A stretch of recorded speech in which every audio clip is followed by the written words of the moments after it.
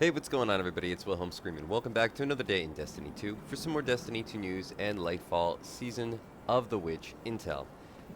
And today brings back Iron Banner for the first time this season, and there is actually some amazing PvE loot available. More so than I would say in previous Iron Banners past seasons. I don't know if Bungie is tailor-making this so that it'll actually get people to play Iron Banner maybe a little bit more, but I think it's going to work because some of these really are quite excellent, up-to-date roles. So we're going to cover that as well as all the other daily as well as weekly information for the new week. Obviously, Crota released last week, made it quite the weekend. We're now heading into a new week. We have the new seasonal activity, which will update and maybe bring with it some new challenges, maybe some new activities to do within it. If you enjoyed this video, please remember to like, comment, and subscribe to the YouTube channel and turn on the bell to post notifications so you never miss out on any future Destiny 2 Lightfall content like this. You can also follow me on Instagram or Twitter. They'll be linked in the description box down below. Remember, any of those things also enter you into any future giveaways on this YouTube channel, and I do one every 1,000 subscribers, so you never want to miss out. And of course, if you stick around till the end of the video, I'll have a secret hashtag you can leave in the comments section to be entered into the next giveaway a second time for this video. We're also going to cover some really easy farms for Iron Banner. Some of it might be a little bit of something we've covered before. Some of you might know these methods, but I think with every new season there's enough new people to the game where they're worth covering again. For rewards this week from Lord Saladin, we have the Point of the Stag with Vorpal Weapon, something that I always suggest picking up if you find it on any weapon. Just put it in your vault. Elemental Capacitor, and of course the Skulking Wolf origin trait. This one comes with a Handling Masterwork.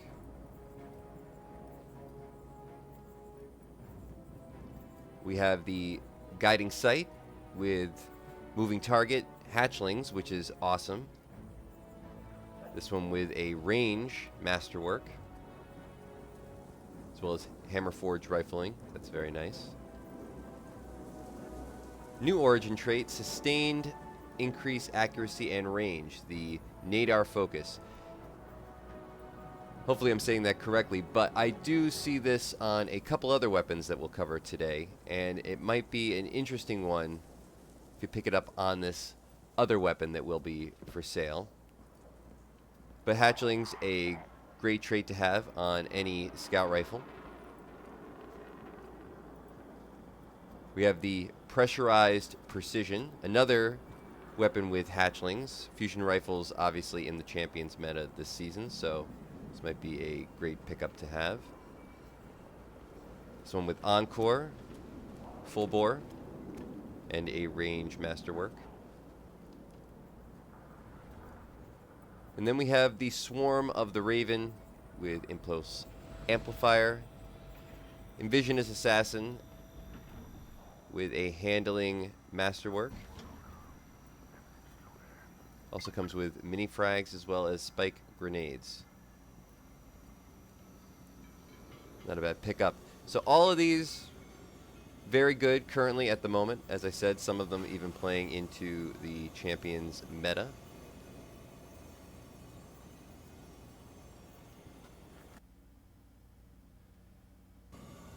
Remember that you can also focus to code a Dark Decider, which I use a lot in PvE because it can roll with Volt Shot.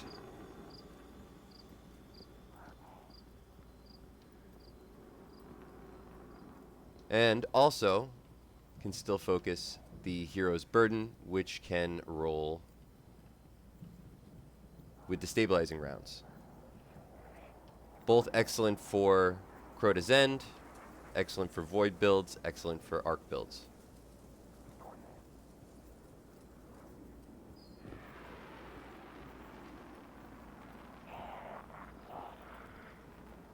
Now quickly, if you're trying to farm out any of these weapons as fast as possible, you'll need, of course, the Iron Ingrams. Now, the way to get Iron Ingrams is simply to just play Iron Banner and rank up. But how do you rank up as quickly as possible? Well, if you head over to the Destinations tab, queue up Iron Banner, you'll see in the top left corner, as well as what is the featured Iron Banner game type this week, which is Fortress. You'll also see the Iron Banner rank boost. Now, when it says challenges completed, those you'll get simply by playing Iron Banner. But Iron Banner gear equipped refers to either you carrying on your person while playing Iron Banner, or more specifically, you have to be using said piece of gear. Now, that is either wearing a piece of armor from Iron Banner or using a weapon from Iron Banner. The Iron Banner emblem, pretty self-evident, wear an Iron Banner emblem.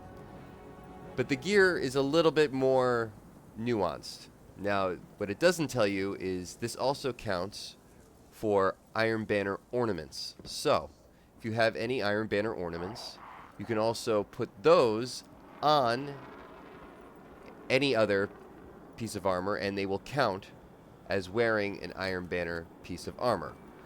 You can also, interestingly enough, double this up. So, if you have an Iron Banner piece of gear, and you equip an Iron Banner ornament on top of it, as I do here, for some reason it says this universal ornament is locked. I'm not totally sure why, as I'm wearing it. But as you can see, this is the Wolf's Wood Bond with the Narrowin's Iron Bond ornament equipped, and it is counting as double. So, you can double up by wearing an Iron Banner piece of armor, as well as an Iron Banner ornament. As you can see here, I have the Iron Companion vestment with the Iron Robes equipped, and it is counting as double. And if I were to go over, now you would see I have 5 out of 5. I actually have 6 out of 5. Now, you used to be able to actually go above the actual gear modifier bonus, and it would actually give you faster ranks. I believe that might have been patched, but you can give it a shot nonetheless. Essentially, you would equip as many pieces of Iron Banner gear as possible, and even though you are only getting a ×3, it says you are actually getting more than that. Or, in the case of if you have on also an Iron Banner emblem,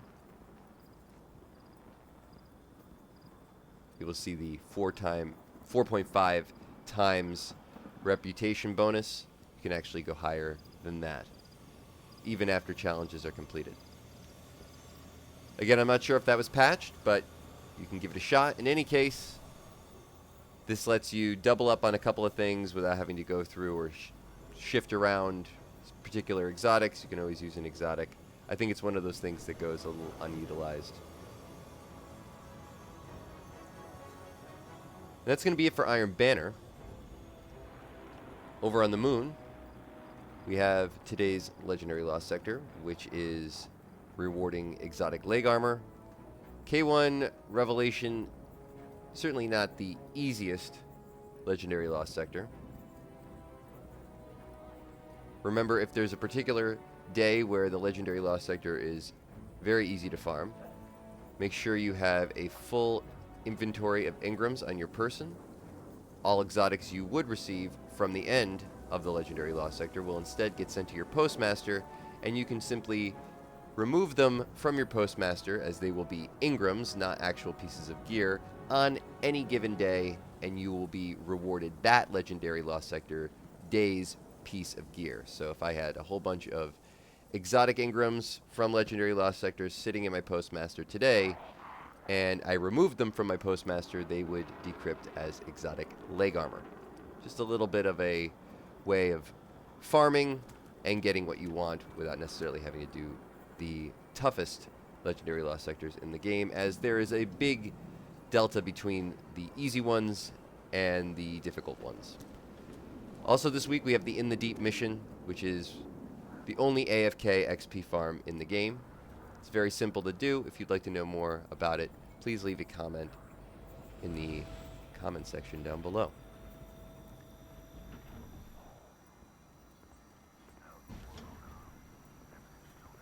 Remember, Crota's End is here now, so hopefully you can get a completion. Contest mode is well over. It's actually much simpler to farm out Crota's End. I'm sure a lot of people are looking for essence in order to level up their Eidolon ally and get their Necrochasm.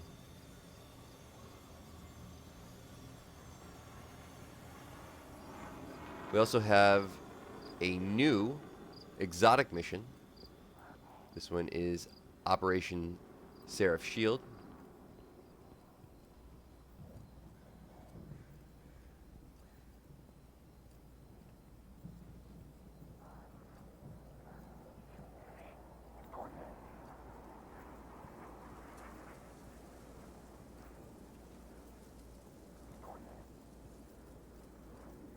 The exotic fishing pond is still here.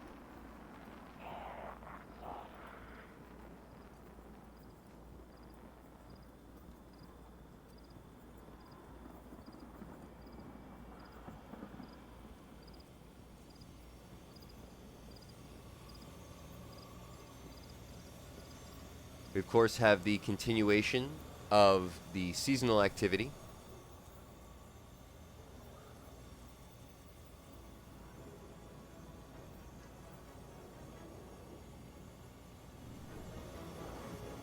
And over at Banshee 44,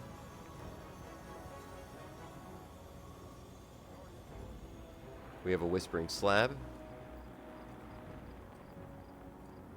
We have a Plank's Stride, deep sight activation available on this weapon with Right Hook, Swashbuckler, and Mulligan. Royal Chase, Dragonfly, and full auto trigger system. And D, Rampage, Tunnel Vision, and a Fugue 55 with firing line and auto-loading holster.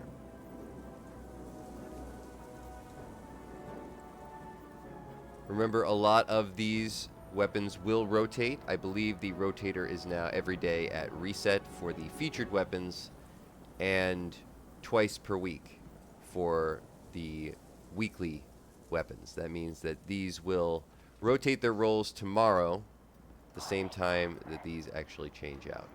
The weapon I think you should maybe think of picking up is this sword,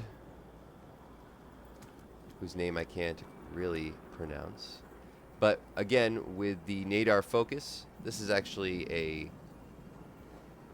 fairly good alternative to having a sword with Eager's Edge if you're looking to fly around a little bit.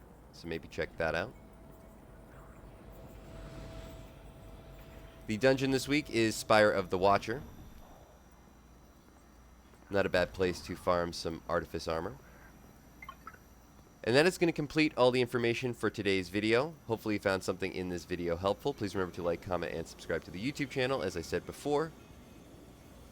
And if you've watched till this point in the video, please leave a hashtag Lightfall or hashtag Season of the Witch or hashtag Iron Banner in the comments section down below. Thanks so much for watching once again. I am Wilhelm Scream, and of course we will see you next time.